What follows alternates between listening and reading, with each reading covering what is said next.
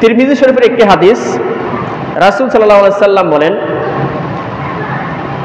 লাইসা শাইউন আকরামা আলাল্লাহি তাআলা মিনাদ দুআ। আল্লাহ তাআলার কাছে দোয়ার চেয়ে সম্মানিত বস্তু আর কিছুই নেই। আল্লাহর নিকট দোয়ার চেয়ে সম্মানিত জিনিস আর কিছুই নেই। আল্লাহর কাছে কিছু চাইবেন। তিরমিজি শরীফের আরো একটি হাদিস, রাসূল সাল্লাল্লাহু আলাইহি সাল্লাম বলেন, যখনই কোনো মুসলিম পাপ এবং আত্মীয়তার সম্পর্ক নষ্ট করা ছাড়া কোনো দোয়া করে, আত্মীয়তার সম্পর্ক বজায় রেখেছে এবং কোনো পাপ করে নাই, বড় কোনো পাপ করে নাই, এমন অবস্থায় যদি কোনো মুমিন, কোনো মুসলিম আল্লাহর কাছে দোয়া করেন, তখনই আল্লাহ রাব্বুল আলামিন তার প্রার্থনা কবুল করেন, পূরণ করেন। তখনই তার প্রার্থনা কি করেন? কবুল করেন। তবে শর্ত দুইটা: এক, বড় কোনো পাপ না করে; দুই, আত্মীয়তার সম্পর্ক ছিন্ন করেনি। আমাদের এখন আত্মীয়তার সম্পর্ক একেবারে নড়বড় অবস্থা। ছেলে বিয়ে করলে সবার কাছে পর হয়ে যায়, কিংবা ছেলে যদি বিয়ে করে শ্বশুর বাড়িতে 2-1 দিন থাকতে পারে, সবাই বলে যে সে তো একেবারে শ্বশুর বাড়ির ভক্ত হয়ে গেছে। অথবা মা বাবাকে রেখে শহরের মধ্যে দিব্যি জীবন যাপন করছে, মা বাবা কি অবস্থা আছে খবর নাই। অথবা বোন যখন তার সম্পত্তি, নিজের হকটা, বাপের যে সম্পত্তি সেখানের হকটা যখন ভাইয়ের কাছ থেকে আদায় করতে আসে, তখনই বলে যে তুই তোর সম্পদ নিয়ে গেছিস, তো আজকে থেকে তোর সাথে আমাদের সম্পর্ক আর নাই। কিন্তু যেই সম্পদ বোন পাবে সেটা আপনি ভাই হিসাবে তাকে বন্টন করে বুঝিয়ে দেওয়া আপনার উপর ফরজ ছিল। আপনি সেটা না করে উল্টা আপনার বোন যখন আপনার কাছ থেকে সম্পদটা নিতে আসলো, তখনই আপনি বললেন যে আজকের পর থেকে তোর সাথে আমার সম্পর্ক নাই।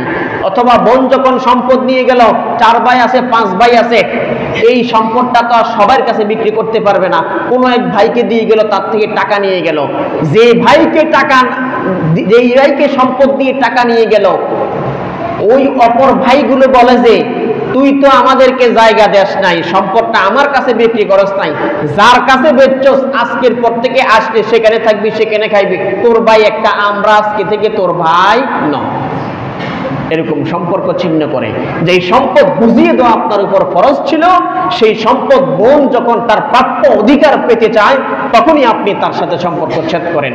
তো রাসূল সাল্লাল্লাহু আলাইহি সাল্লাম তিরমিজি শরীফের হাদিসে এটাই বললেন, যেই ব্যক্তি আল্লাহর নিকট দোয়া করবে, শর্ত হচ্ছে দুটা: এক, বড় কোনো পাপ করা ছাড়া; দুই, আত্মীয়তার সম্পর্ক ছিন্ন করা ব্যতীত যখনই কোনো ব্যক্তি আল্লাহর নিকট দোয়া করবে, আল্লাহ রাব্বুল আলামিন তার দোয়াটা কবুল করবেন। কবুল করার পর 3টা জিনিসের যেই কোনো একটা জিনিস তাকে দান করবেন। বুঝছেন? অনেক সময় আমরা বলি না, আমি তো দোয়া করলাম, এই বিপদে আছি, কই আল্লাহ তো আমার দোয়া কবুল করে নাই মনে হয়। না না, আল্লাহ দোয়া কবুল করেছেন, তবে 3টার একটা হয়তো আপনাকে দিয়েছে, আপনি বুঝেন নাই।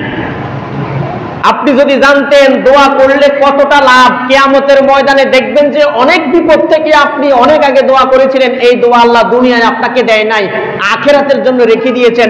অনেক বিপদ থেকে এই দোয়ার কারণে আপনি উদ্ধার হয়ে গেছেন। আপনি তখন আফসোস করে কিয়ামতের ময়দানে বলবেন, হায় রে, আমি যদি আরো কিছু দোয়া দুনিয়ায় করে আসতাম, আজকে আমার কতটা না ভালো হতো, কত উপকারে আসতো।